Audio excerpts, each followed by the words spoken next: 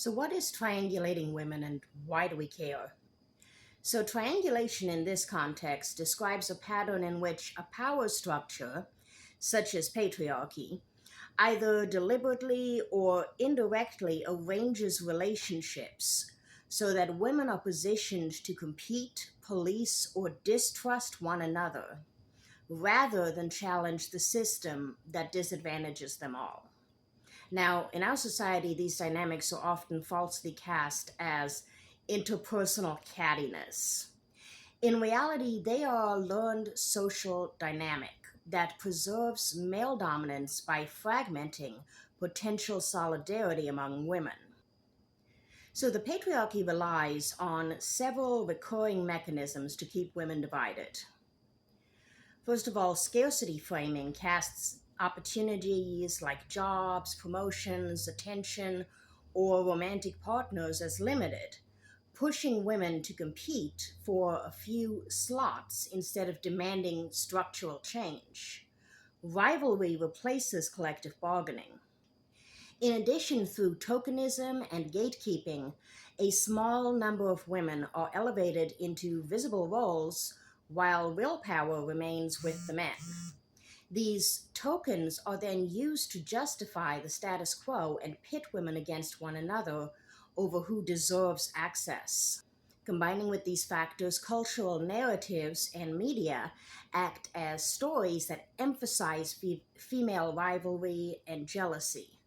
Mean girls, beauty contests, all of these things normalize interpersonal conflict and make systemic problems look like personal failings on an individual level. Then there's the constant policing of femininity and sexuality. Women are either shamed or rewarded based on conformity to gendered norms around appearance, sexuality, motherhood, and behavior. This mechanism also encourages women to judge one another to gain social approval. Another major factor is internalized misogyny, which occurs when women absorb patriarchal values and they may then reproduce them by criticizing or excluding other women, thereby reinforcing the very system that taught those values in the first place. So I wanted to give a few examples that y'all might recognize from your own experiences. Like in workplaces, women compete for the single woman in leadership role, while structural barriers such as pay gaps, biased promotion criteria, and so forth go unchallenged. In social media and celebrity culture, coverage that highlights feuds between women or compares their bodies and choices distracts from industry practices that exploit or marginalize them. Also, in communities and safety, patriarchal norms often blame women for violence or SA and can lead to women policing each other's behavior instead of holding perpetrators and institutions accountable, as we need to. Triangulation isn't harmless. It produces real, measurable harm.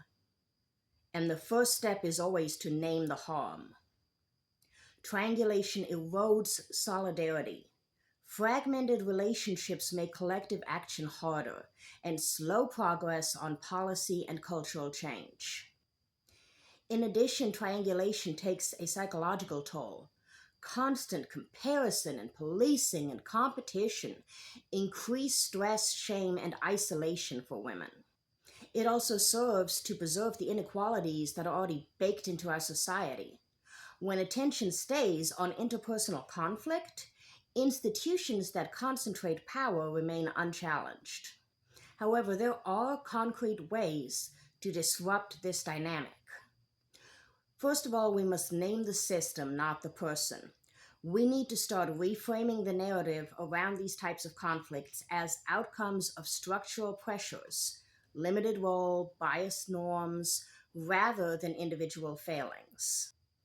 We must build intentional solidarity, such as mentorship, sponsorship, and networks that share resources, reducing zero-sum thinking. We must challenge tokenism. We need to collectively push for meaningful power sharing, transparent promotion criteria, quotas tied to authority, not just visibility. We must shift cultural narratives by supporting media that portrays cooperation, complexity, and systemic analysis instead of rivalry. And perhaps most importantly, we must pursue policy and institutional change. Advocate for workplace reforms such as equal pay audits, parental leave, and strong anti harassment enforcement to remove the structural drivers of competition. Triangulation works only when women are kept busy fighting each other instead of the systems that constrain them. Once we see the pattern, once we name it, it loses its power. And once we refuse the script and choose solidarity over scarcity, the entire architecture of patriarchy starts to wobble. The point isn't just to be nicer to one another, it is to recognize that our relationships are political terrain. When women stop being triangulated, they stop being manageable.